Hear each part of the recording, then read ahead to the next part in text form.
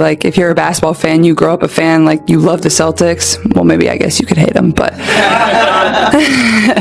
I think for myself, like, the Celtics is one of the premier organizations of the NBA. Like, you always grow up knowing what the Celtics are about, and obviously having won a championship 2 years ago now, it's kind of cool to just be in this building and kind of, you know, surround yourself with the greatness that is played in this arena over the course of however many years. So I think it's a great opportunity for people in this city or fans around the area to come and support a W. One, picture this. Caitlin Clark and the Indiana Fever walk into the historic TD Garden in Boston, playing the same Connecticut Sun team that gave her that infamous eye poke and body check back in June. The crowd packed with 19,156 screaming Fever fans who turned this away game into their home court. But here's what nobody saw coming.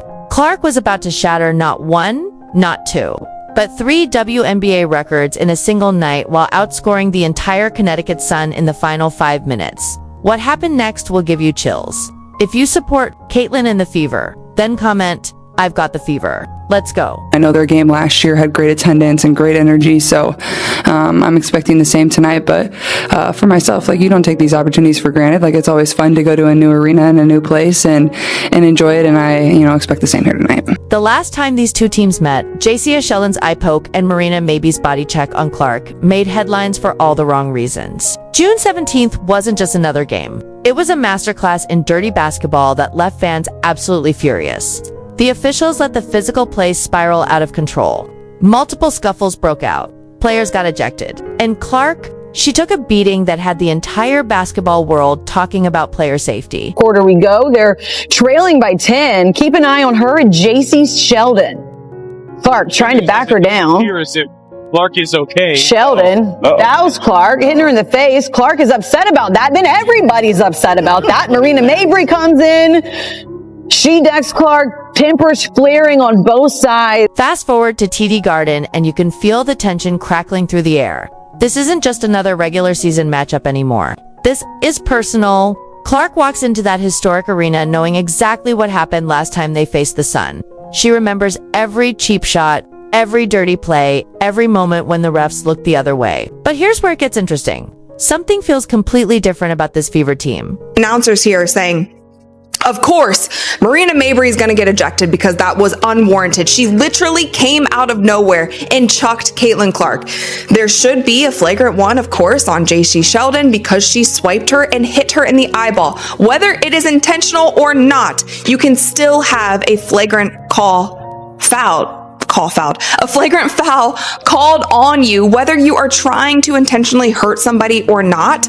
But this is what they called, you guys. This is what they called. Caitlin Clark, Marina Mabrey, Tina Charles were assessed with technical fouls on Tuesday. Caitlin, Marina, and Tina Charles. Technical fouls. That's it. Technical fouls. That's it. And Jacy Sheldon was assessed with a flagrant 1 foul, and no players were ejected. The arena transforms into something magical. Despite being an away game, those 19,156 fans create an electric atmosphere that makes TD Garden feel like home at court advantage for Indiana. The energy is absolutely insane. You can hear Fever chants echoing through the rafters of this legendary venue. These traveling fans didn't just show up, they took over. Sophie Cunningham steps into her role as Clark's enforcer. She's ready to defend her teammate against any repeat incidents. The Connecticut Sun tries to employ that same aggressive defensive strategy that worked before. They want to rattle Clark early with full court pressure and multiple defenders. Their plan: let other Fever players score while they focus on containing the heart of the snake. But this time, the Fever are ready. Clark has her teammates backing her up in ways she didn't have before. The support system is rock solid. Every player knows their role. Every player is ready to step up when things get physical. The stage is set for redemption as Clark gets the protection she needs to play her game. For Allie. Clark trying to turn the corner. Oh, goes behind her back to find Howard. Really good interior passing and patience. You can see it in her eyes during warm-ups. You can feel it in how her teammates rally around her. This isn't the same Fever team that got pushed around in June. This is a squad that came to Boston with one mission: show the Connecticut Sun what happens when you mess with their superstar. Something clicked for Indiana when they put the ball back in Clark's hands and let her orchestrate the offense. You could see it immediately. The pace picked up, the energy shifted. This was the basketball that made the Fever dangerous earlier in the season. The Fever had been struggling to find their identity without their signature fast-paced style. Too many possessions ended with forced shots. Too many turnovers from players trying to do too much. The ball wasn't moving. Players were standing around waiting for something to happen instead of making things happen. That's not Fever basketball. That's not what this team was built. Morning. You can Boston tell. day yesterday. It's okay. You can tell me when I'm falling. That's fine. Here comes Clark. Working against Sheldon. Slices in. Her, but deceptively, she is so quick and fast getting to the rim. Right here, gets up the floor with some force here. Jacy Sheldon doesn't even have the chance to. The Connecticut Sun's defense was specifically designed to disrupt Clark's rhythm and force her into difficult shots. They threw multiple defenders at her every time she touched the ball. They pressured her forward. They made her work for every possession. Their plan was simple: make Clark uncomfortable and force other players to beat them. Clark embraces the challenge. She pushes the tempo and gets her teammates involved in ways that made the Suns' defense scramble. Instead of forcing shots, she creates for others. Instead of getting frustrated, she finds the open man. The ball movement becomes infectious. 22 assists on 29 made baskets tells the whole story. This is what happens when Clark plays point guard the right way. A back cut by Lacan. On the rookie out of France. And it didn't take long for Indiana to strike back. That is after a Kelsey Mitchell catches fire with 20 points. She's finding open looks because Clark's playmaking opens up opportunities for everyone. The Sun can't help off Mitchell anymore. They can't cheat toward Clark when Mitchell is knocking down shots from everywhere. Her scoring becomes the perfect complement to Clark's passing. Natasha Howard dominates inside with 18 points and 13 rebounds. The balanced attack is working to perfection. Howard gets easy looks in the post because the Suns' defense is stretched. Then she's cleaning up on the boards. She's finishing strong around the rim. This is what happens when you have multiple weapons and the defense can't focus on just one player. Clip.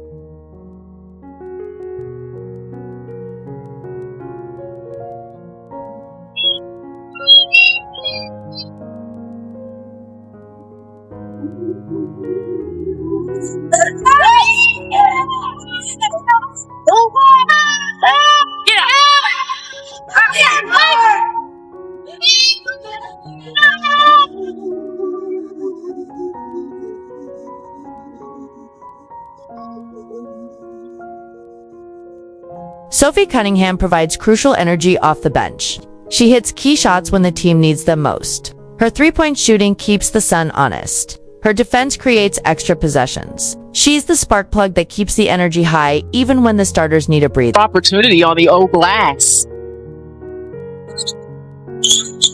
Cunningham already has 1-3, make it 2. When all else fails, Kelsey Mitchell coming down, finds her teammate, Sophie Cunningham. No passes, no problem.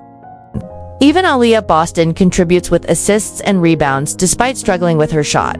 The team's depth is showing. Everyone knows their role. Everyone is ready to step up when called upon. Boston may not be scoring, but she's impacting winning in other ways. The result is a gritty 85-77 victory that showcases what happens when the Fever played their style of basketball. Fast-paced ball movement, multiple scoring threats. This is the formula that made them dangerous all season long. This is the basketball that fans came to see it. But while the team was clicking on all cylinders, Clark was quietly making history in ways nobody expected. Boston somehow found Howard. That was a blaze of a pass. Aaliyah Boston had her eye on Natasha Howard before she got the ball. You knew it.